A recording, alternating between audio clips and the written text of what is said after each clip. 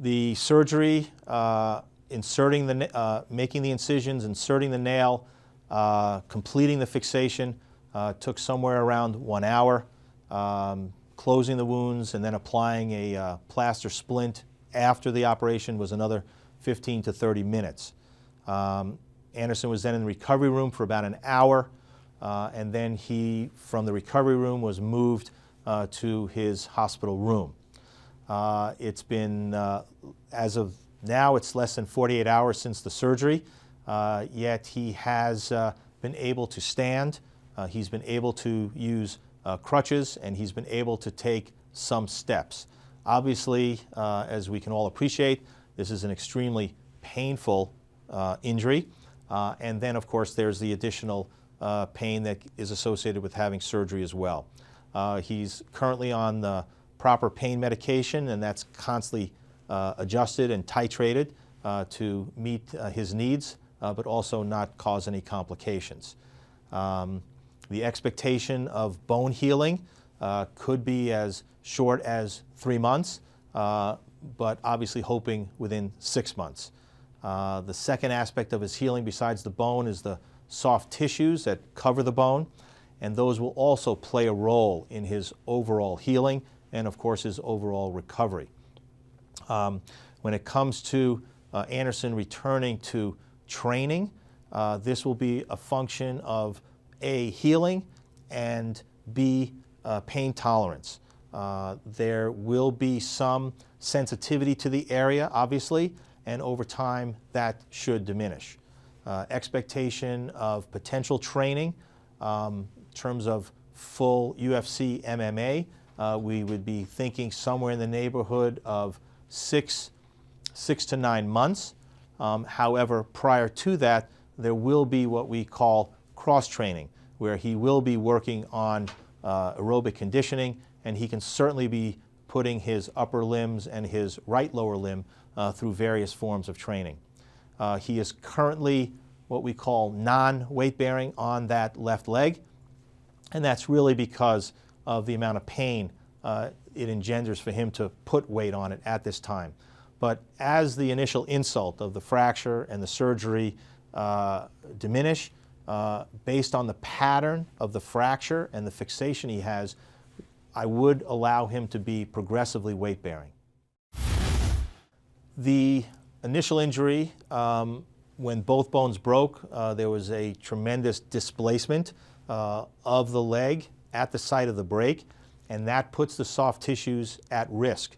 Everything from the skin and everything underneath it, muscle, nerve, artery, and of course the bone.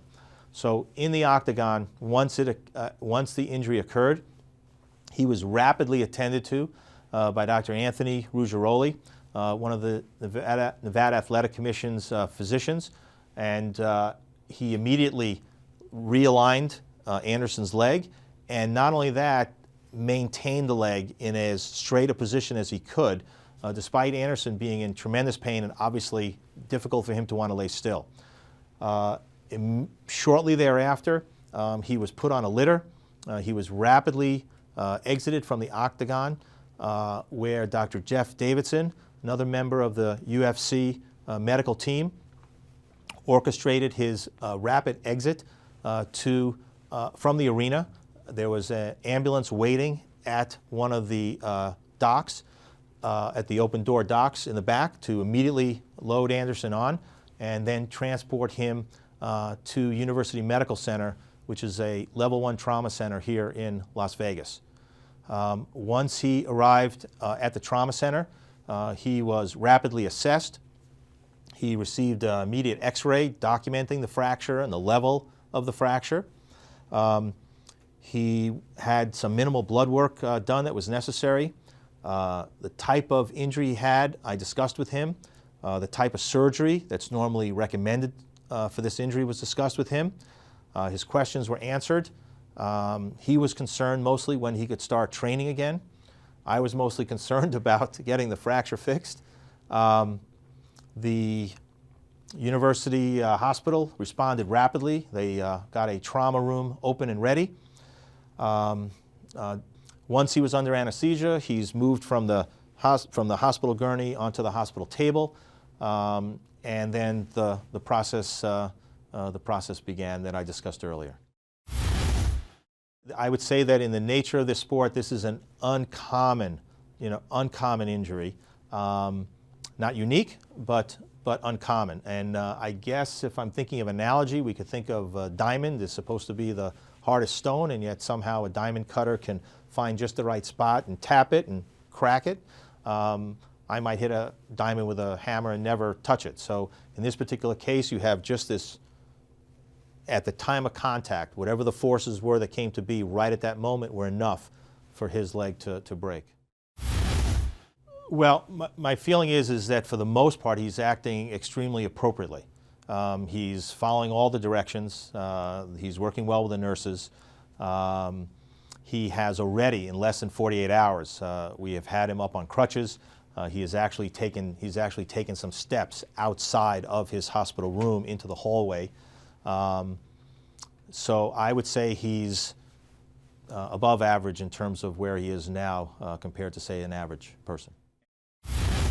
The fracture, or the injury, I should say, the injury is severe because it involved fracturing both bones at the same level, and because we could see how much displacement there was at the time of the injury, as we saw his foot come over toward the side. We know that for a moment in time, the bones were very widely displaced. What that means is that the soft tissues also suffered some damage, stretching, maybe some partial tearing. So what correlates frequently with a fracture healing, a tibia healing, is the amount of displacement that occurs at the initial injury, because that tells us how much energy was involved, that was imparted into the bone and the soft tissues when it broke. So I view this as a very serious injury. We take it very seriously. He has an excellent prognosis for healing. But he's a long way, being less than 48 hours, he's a long way from now to when, he achieves union or fracture healing.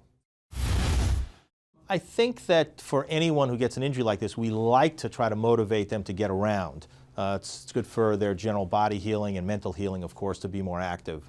And laying in bed is counterproductive for just your whole general system.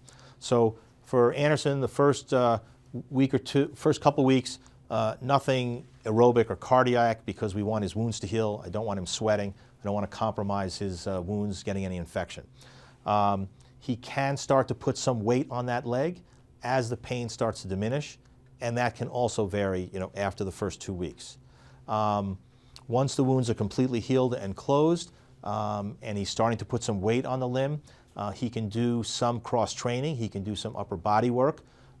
He can do some lower extremity work in terms of just getting the knee bending and the ankle bending.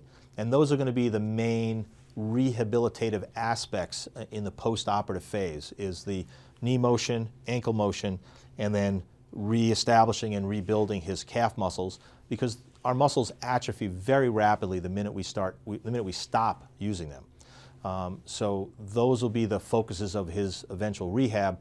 Will actually be knee motion, ankle motion, especially his calf muscles.